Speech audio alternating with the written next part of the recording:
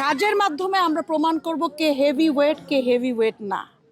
আমরা যোগ্যতা দিয়ে কাজ দিয়ে প্রমাণ করে দিব। এখন আমরা যদি মুখে কথা বলি বেশি, কাজ কম করি, এখন তো ভাইরাল হতে পারি, কিন্তু আমরা এর চেয়ে বেশি কিছু করতে পারবো না।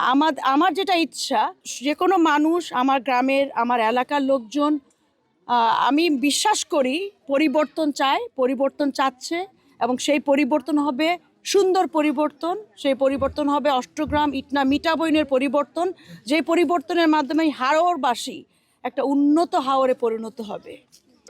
আমি হাওরে এসেছি নতুন প্রার্থী হিসেবে, কিন্তু মেয়ে হিসেবে নতুন না, এই এরিয়ারই মেয়ে আমি।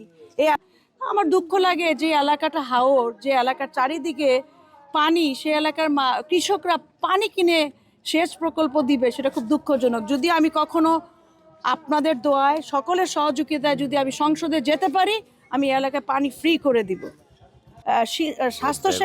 স্বাস্থ্যসেবা কোনো দয়া নয়, করুণা নয়, এটা সবার নাগরিক অধিকার, জনগণের অধিকার।